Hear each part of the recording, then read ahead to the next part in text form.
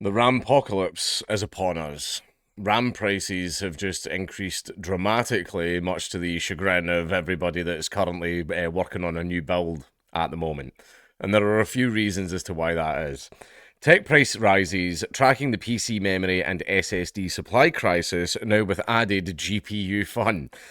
Affordable DDR5 and PC storage is but a sweet, well, memory. Well, graphics cards follow. Now, we already did have a huge spike in the prices of graphics cards back during the initial crypto boom because everybody wanted to set up these great big mining factories and stuff like that that required a lot of graphics cards, and basically scarcity drives price, so basically the prices of them went up. Unless you've been living under a very large rock, or maybe you're only just escaping the marathon session of Battlefield 6 to end all marathon sessions of Battlefield 6, okay, you may have noticed that PC memory prices have spiked massively and SSDs are expected to follow shortly.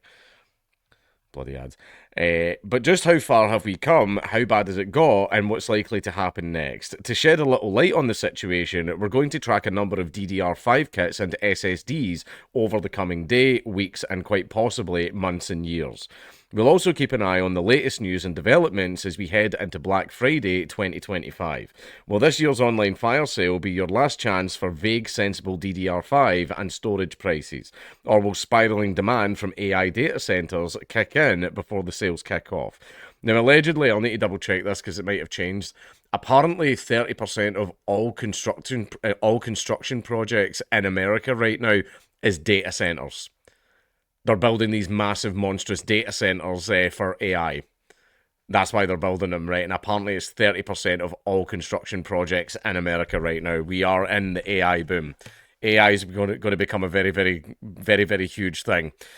I don't know if we're going to have the age of the Iron Men or the age of the Butlerian Jihad or something like that, but maybe it'll be good, maybe it won't be. We'll wait and see. Among the very latest developments comes news that a Japanese retailer seems to have run out of PC memory kits and is restricting purchases. The CEO of SSD controller specialist Phison has also recently warned of a shortage of NAND flash chips, leading to a doubling of prices in the last 6 months. While predicting that demand will likely outstrip supply for several years to come, for now, then, all the signs seem to be pointing in the same direction. Upwards for prices, youch. I wish CalArt's bloody Redditors fucking would not be allowed to actually write things that I then have to read. December 3rd, the overall picture isn't pretty this week. RAM prices haven't moved hugely, and that's probably because they are already so high. There's nowhere left to go. Meanwhile, availability remains very pure, probably due to panic buying. Over with SSDs, last week's good news has been replaced by price increases, albeit fairly incremental. The only problem is that this new rise is from a fairly lofty point. SSDs are still far, far more expensive than a year to 18 months ago. As for GPUs, a couple of the really good deals from Black Friday last week were probably too good, with availability now very poor. That said, the Asus RTX 5070 for $527 on Amazon is holding steady. I think I've got a 5090. I did buy my PC like a couple of years ago, but it's like a.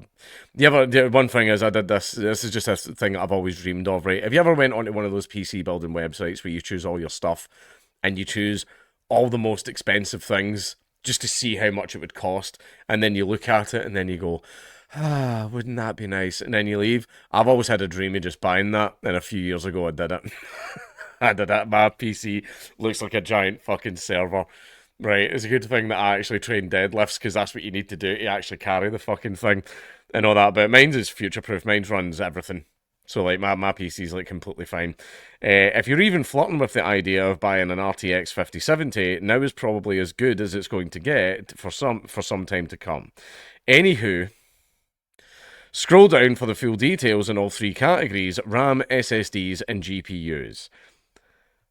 Let's kick things off with the most generic of the memory brands, Crucial. Their standard and unadorned 32GB DDR5 kit is currently listed at $186. But thanks to price history tracking, we can see that it was priced as low as $69 in the spring before stepping up to around the $100 mark in late July and then leaping up to current levels a few weeks ago. And that was because there was basically one of the biggest retailers in the world of RAM says we're no longer providing it to the public. We're now only selling it to private companies, and it's basically for all these data centers. That's why. So basically, again, scarcity drives price, demand and supply drive price. Demand right now is extremely fucking high, especially with all these data centers being built. Where it goes from there is anyone's guess, but we sense that more likely than not, we haven't quite hit peak DDR5 pricing in this particular cycle. Whether we'll eventually see actual memory shortages to the point where DDR5 kits are difficult to buy at any price, well, we'll just have to wait and see. December 3rd, another week, and this 4800 MHS Crucial is still MIA. However, its 5600 MHz can be had for $278. That's up from $77.99 as recently as August. Oh dear, that's well over triple. Well over triple, man. November 20th, in fact, this is just going a little over a weekend, and it's sad to report that prices are still on the up, dramatically so in some cases. Crucial's 32GB DDR5 kit has ballooned from $186 to $237, and that latter price is shipped from Germany, implying stocks are low, possibly due to panic buying by system builders. November 26, 2 weeks in, and this kit is now in short supply, with the cheapest price being offered by Amazon Germany at $237.58. If shipping from overseas is worrisome, the lowest US vendor on Amazon is offering the kit for $269.99. Sad face.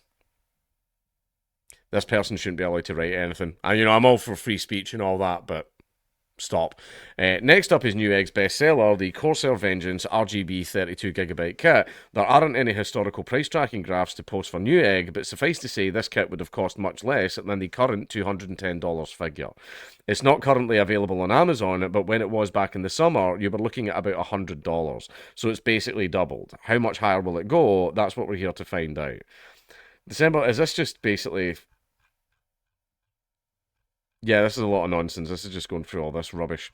It's just going basically tracking the prices. Look, essentially, what is happening at the moment is we are in the AI boom. Everybody thought, oh yeah, the AI boom's totally here. Like, yeah, AI was getting extremely popular, but I think now we are reaching like the big boom. This is like the internet in like 1998, right? This is us like starting to properly climb up into the big leagues, especially with AI, and especially to the point where 30% of all current construction projects in America is data centers, right? They're all buying these huge, the size of like 20 football pitches data centers that are just going to be full of like processors and servers and RAM and all this other stuff, and basically that all has to come from somewhere, and that's when they reach out to all these other companies. Why do you think NVIDIA, at the moment, the company that's very well known for making processors, graphics cards, and all the other things you need it to run, why do you think that they are like the biggest company in the world right now? Right, the fact is, people are now looking at Nvidia stock as a marker for how the tech world is going.